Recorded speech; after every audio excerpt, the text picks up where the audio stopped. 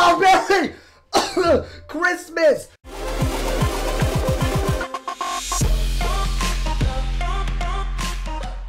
Hope you guys are having a wonderful, wonderful holiday. Thank you guys so much for rolling through on today's video. Today's video is really special because I've actually done top 5 videos like in ways to improve Wiz before. And I actually, what I did differently was recently I actually looked at those videos and I realized a lot of those changes actually were implemented over time. For example, one of my biggest concerns, like it was at the top of my list for changes to PvP that was needed, was to get rid of Elucidate.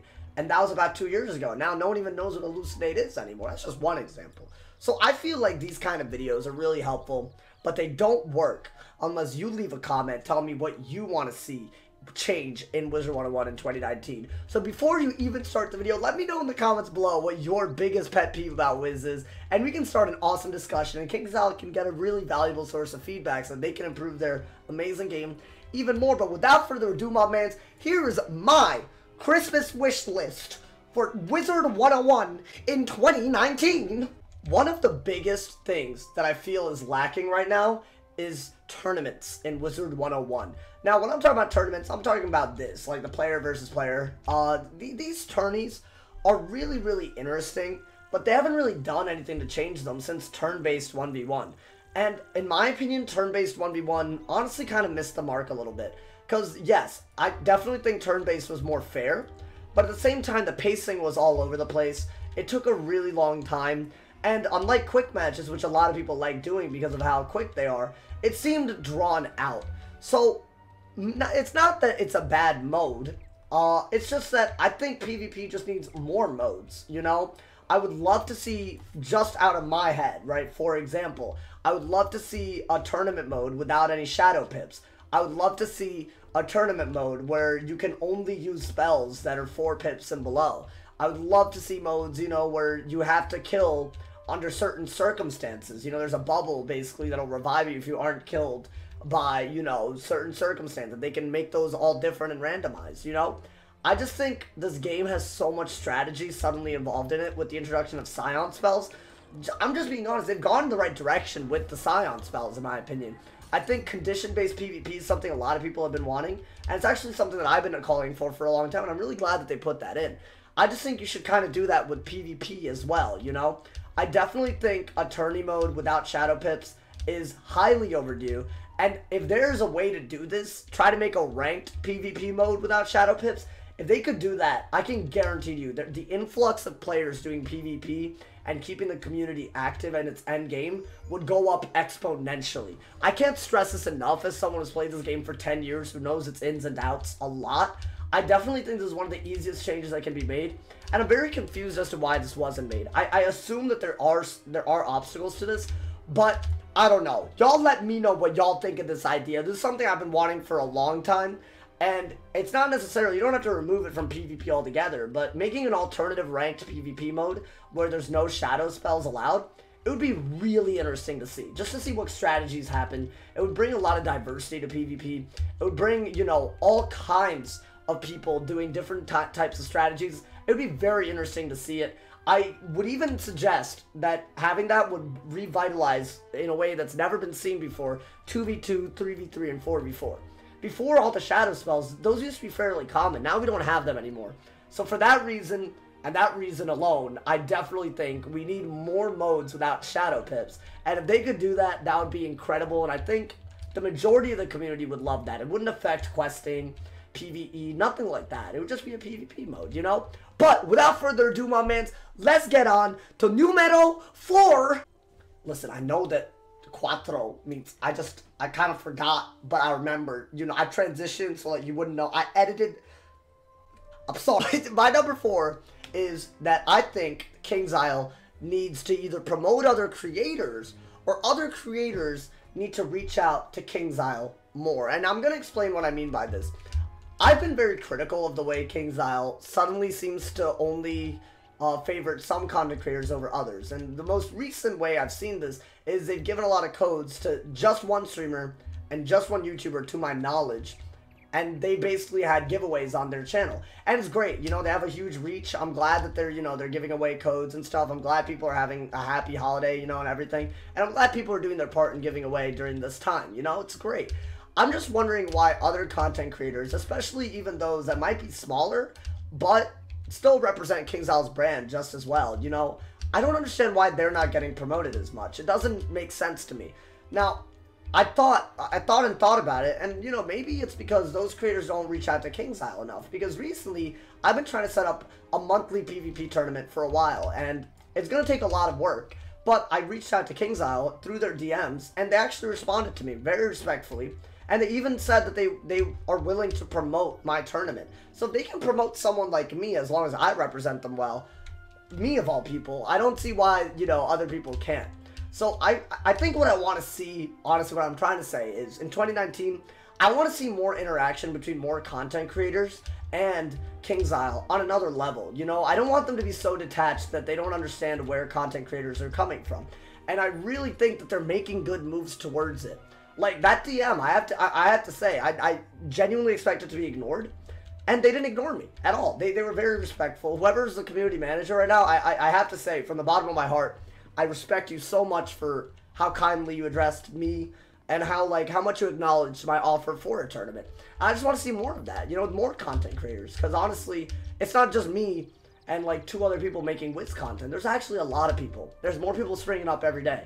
And if you want to keep the community alive, keep the content creators thriving, and I guarantee to you, Kingsile, you will do well. But let me know what you guys think about that in the comments. But before that, let's go to numero 3. That's right, I know some Spanish.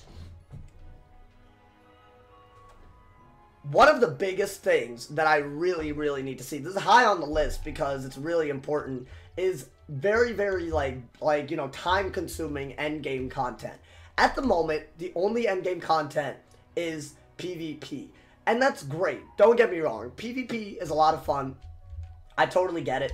But right now, what we need for the other people is a dungeon or something. Something that's not whirly-burly. You know, something that actually, like, takes time, effort. It should be really, really difficult. I want to see something on a difficulty that we've just not seen before. And at the end of the day, I want it to be something where the cheats aren't random. You know, and what I mean by that is, and I don't really have a suggestion for this, so I see why this is a hard thing to do. But a lot of the cheats that I've seen recently from the hard bosses, and the ones that I've seen so far are Tennyson, you know, the golden skeleton key boss, and the Titan's trident, as they say, right? Those hoes, what they do, right? They gain shadow pips, and when they reach like 5 shadow pips in the case of the Triton, or 7 shadow pips in the case of Tennyson, they just unleash a really huge hit. But the problem is that shadow pip chance is randomized. So their entire trump card is based on random chance. And that's great and all, but what I want to see more of are really hard boss fights, like the Malister fight, like the Malister the Undying fight, where every few rounds they do something, and you really have to strategize, you have to time everything, and it has to be a hard dungeon with a lot of health, with bosses with a lot of health. It shouldn't be something for casual players at all. I really think that there should be multiple dungeons like this.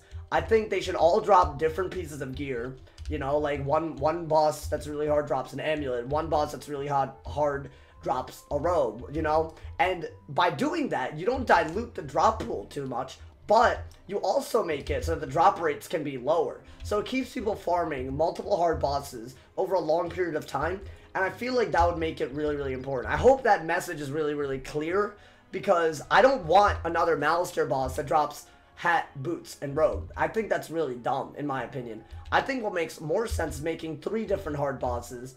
Maybe all of them can be connected through a plot. Don't get me wrong. You know, go ham, Kingsile. But I think they should be really hard with low drop rates for really, really powerful gear that keeps people farming. And for people like me with 7 max wizards, it should keep me occupied for the entire year, for 2 years. And if you had an extremely rare drop like the Amulet of Divine Influence to the pool, it should keep me occupied for many years to come. I don't think there should necessarily be anything wrong for making an alternative option for people who aren't casual. You know, I like that the main quest line is actually pretty easy in Imperia. That's fine and all. Like, companions are great and all. That's fine. But I think what people really want is another Darkmoor-like dungeon that makes drop rates really hard. So when you get the gear that's really, really powerful, it doesn't feel like it's just like some kind of OP thing. You actually deserved it, you know? Anyways, moving on to numero 2.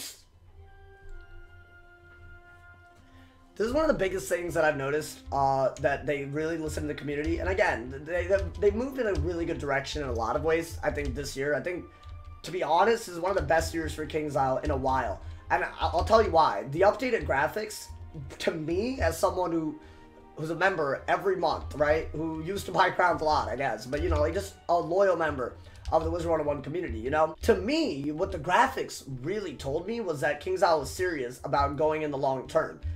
To me, when they actually updated all the graphics and made this new arena, this beautiful, beautiful lobby right here, like, you know, if you've seen Nightside, the before and after pictures, it's incredible. All right, to me, what it signified is that they do want to be competitive in the long term, and they also released on Steam after they updated the graphics. All these are good moves. None of it's necessarily bad. The only problem is when you update the graphics for like a very small portion of the game and then try to release it on Steam, and they have to pay right after the graphics stop becoming so good. It seems almost disingenuous, and it's not good for the long-term health of the game.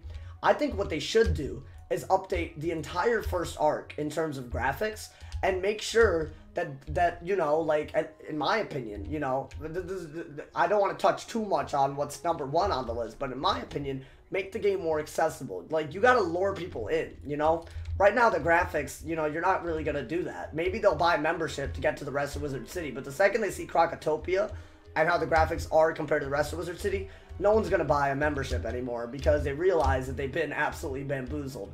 I think it's honestly a little dishonest of KingsIsle to only update the parts of Wiz that are free, because at the end of the day, all you're really doing is debating a bunch of people into buying membership, and then they'll realize they've been debated and they'll never buy a membership again, and you've lost that customer forever. But what this point really brings me to is #1, and I think this is something. This is the one that I know that it won't be easy for KingsIsle to do, but I really think they should do it. #1 is making Wizard City, and honestly, this is at the very least making Wizard City free. Right now, there are so many worlds in Wizard101. In my opinion, right? If you're really playing the long game and you want people to be members for a long period of time, the people who are members for long periods of time were captured by the game, in my opinion, by like all the plot points that occurred after probably Crocotopia.